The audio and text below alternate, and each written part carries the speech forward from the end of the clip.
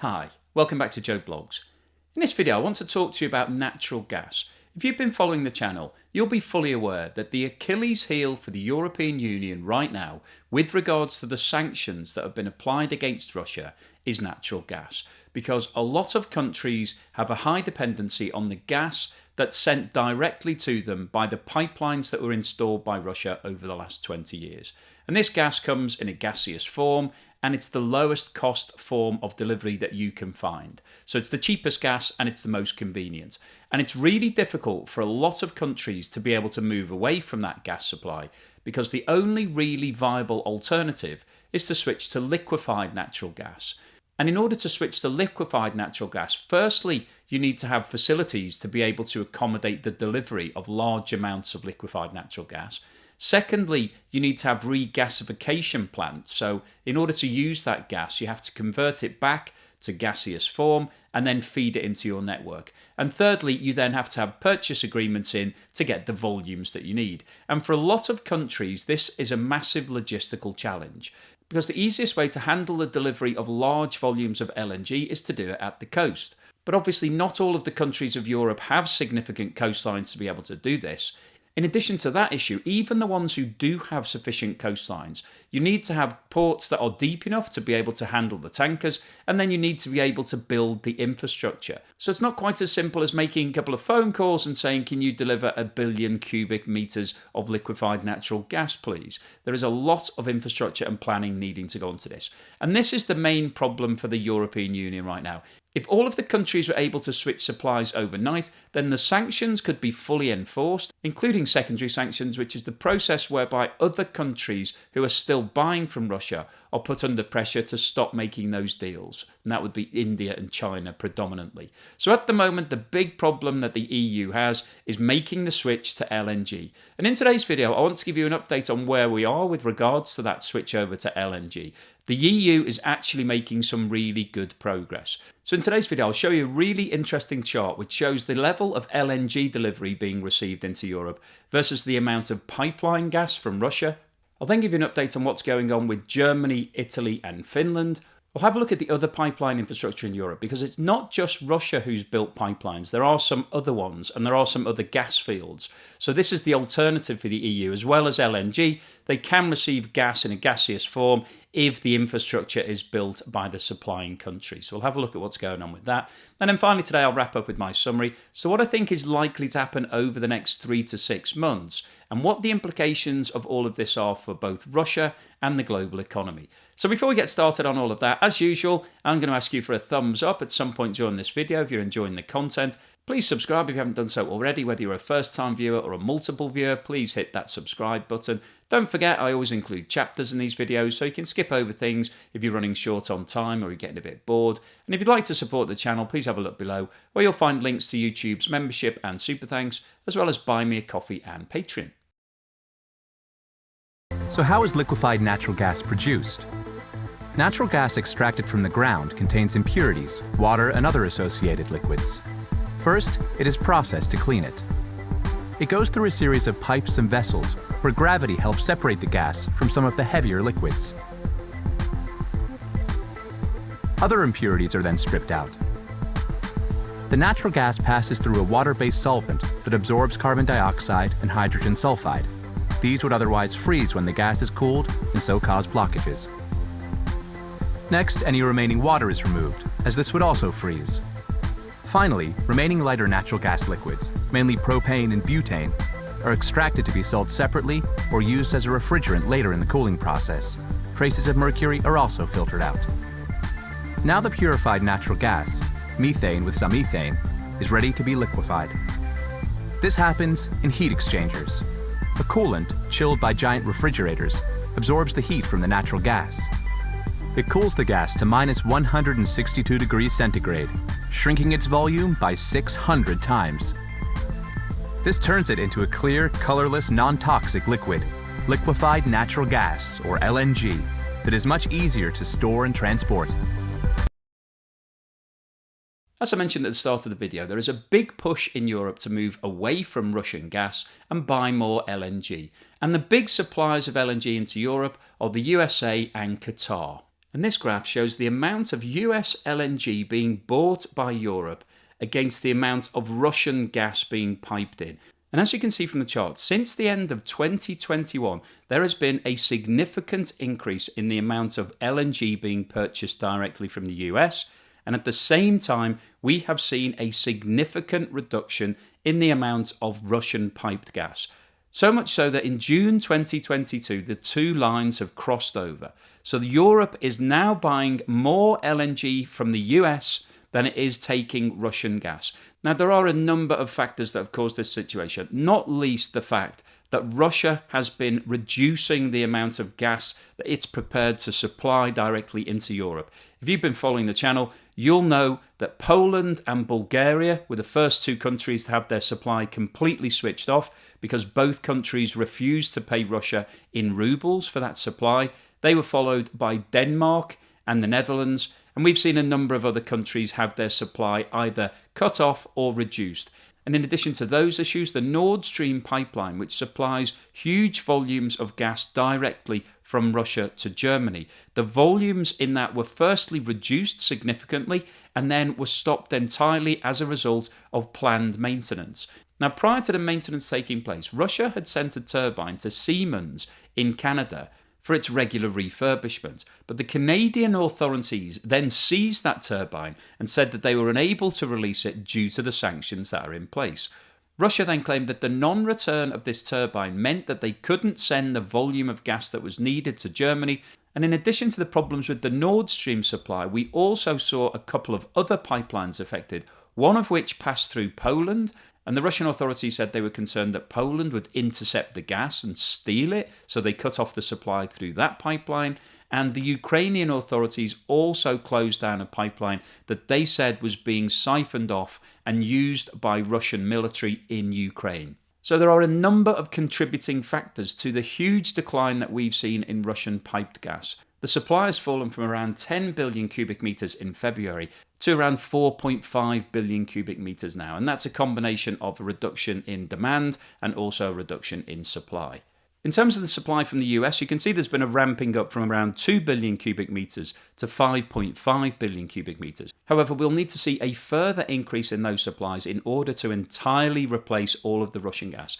But obviously the replacement gas will not all be coming from the US. There will be large supplies from Qatar and other gas-producing nations. This map shows the current LNG terminals in Europe, so you can see that we don't have anywhere near enough right now.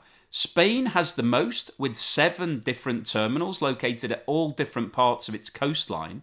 The UK has 3, as does Italy, and the Netherlands and France have 2. So in order to be able to move away from purchasing gas from Russia, this map needs to change entirely. We need to see a whole lot more of these LNG facilities being established all around Europe.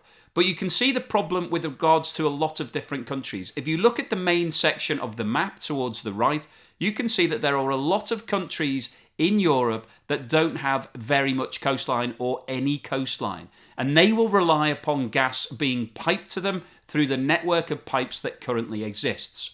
This map shows the major pipelines that are currently in place all across Europe. So most of these pipelines are denominated in black. However, you can see that there are 2 yellowy orange pipelines. They are the Nord Stream pipelines. The first one has been established and is operational, and Nord Stream 2, as you'll know if you follow the channel, was recently completed but has never been opened and is not operational and is unlikely to ever be operational going forward. The pipelines on the right-hand side of this map were predominantly constructed by Russia as a way of feeding its gas into Europe. As we move further left, some of the pipelines were built by each individual nation. But the bottom line here is that Europe will be able to use these pipelines.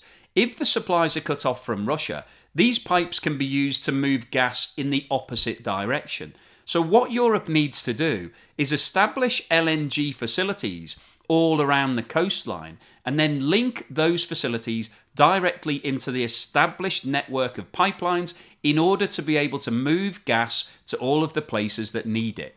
So the benefit that Europe has is that the infrastructure already exists, They just need to utilise it in a different way. They need to send gas back through the system so that it's going from left to right on this chart rather than from right to left, as it has been doing historically. Now, in addition to those established pipelines, we've also got some new infrastructure that's being constructed by Norway. This pipeline has been under construction for the last 3 years and is now connected to Denmark and Poland, who can buy gas from Norway. Poland is now working on a connection to Lithuania, and in addition to this pipeline, there is also another pipeline called the Baltic Connector, which links Estonia to Finland. Italy has announced that it will fast-track the permit process to set up a new regasification vessel aimed at expanding the country's capacity to import LNG in an effort to cut its dependence on Russia. In a letter to the EU Commissioner for the Environment, Italy's Ecological Transition Minister said the project would be exempt from Rome's environmental impact assessment, which can slow down significantly the construction of infrastructure projects. Any delays or obstacles likely to prevent the timely implementation of the regasification vessel would be contrary to the interests of Italian citizens and would end up jeopardising the country's energy security, the minister said in his letter. Under the government project, Snam, which is the state-controlled gas operator, will own the vessel, which will be moored in the port of Plombino in Tuscany and is intended to be connected to the country's gas network by the spring of 2023. The vessel has a capacity of 5 billion cubic metres of gas per year and will remain in Plombino for 3 years before being replaced offshore. In addition, Italy have agreed to buy Golar Arctic for $280 million. And this ship will be located on the island of Sardinia and be able to provide around 4 billion cubic metres of gas per year. Now, the timing of this vessel will be a bit slower because Golar Arctic needs to be rebuilt and it's likely to take around 2 years before it's fully operational. Germany is the world's largest importer of natural gas and in 2021 imported 142 billion cubic metres of gas, and around 100 billion cubic metres of that was supplied directly to households for heating and cooking purposes. And this chart shows the breakdown of where that gas came from. So you can see that 32% of the gas used came directly from Russia via the pipelines, 22% came from storage. So essentially, that's building up gas and then drawing it back down later. So some of that storage would also have come from the Russian pipelines. 20% came directly from a Norwegian pipeline. 12% came from a Netherlands pipeline. And 11% came from a pipeline from the Czech Republic. However, the Czech Republic sources the vast majority of its gas directly from Russia. However, Germany has made great strides in being able to replace that Russian supply, and it's now signed deals with Norway and Greece to provide floating liquefied natural gas regasification ships. Germany has signed a lease agreement with a Norwegian shipping company to provide 2 ships that can each receive around 6 billion cubic metres of gas annually. In total, the amount of gas that this corresponds to equates to a quarter of the gas that Germany currently imports directly from Russia. The cost of this lease agreement is estimated to be around $1 billion. If you follow the channel, you'll know I recently reported that Russia cut off all gas supplies to Finland, and Finland have not been hanging around, and they've signed a deal with Norway to provide one of these floating liquefied natural gas regasification and storage facilities. A deal has been signed with Accelerate Energy to lease the ship Exemplar, which will act as a floating terminal for supercooled liquefied natural gas. The deal is a 10-year lease agreement at a cost of around $500 million. The ship itself is almost 1,000 feet long and 140 feet wide, and has a storage capacity of 150,000 cubic metres, which means that it has the potential to produce around 4 billion cubic metres of gas per year. This ship was previously leased by Argentina and was used to provide LNG for the winter season. The ship will be located in southern Finland and receive LNG supplies 2 to 3 times per month.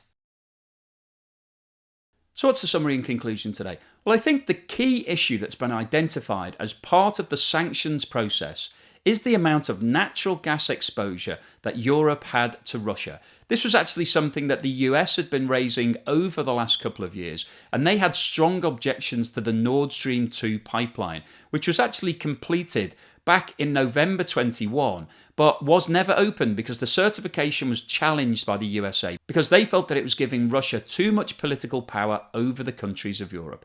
And as it's turned out, that's proved to be right. And what we've seen since the start of the Ukraine war is that a lot of countries have been desperately trying to change their infrastructure to get away from those gas supplies from Russia and find alternative ways of producing electricity or finding gas from other suppliers. And that process is still ongoing. And until we get to the end of this process, we won't really see the sanctions being applied fully against Russia. As I've mentioned in a lot of other videos, secondary sanctions are critical to make sure that we see the sanctions being fully baked and having the biggest impact on the Russian economy. Because if Russia is able to pivot and sell all of its products that it was previously selling to Europe into India and China, then the country will be able to carry on as if nothing has happened. And the only real downside will be that all of the countries who've introduced these sanctions will be in a worse position because they've increased all of their costs by buying alternative options. So that isn't something that the European Union or the US wants. So they're desperately trying to get rid of all of these gas purchases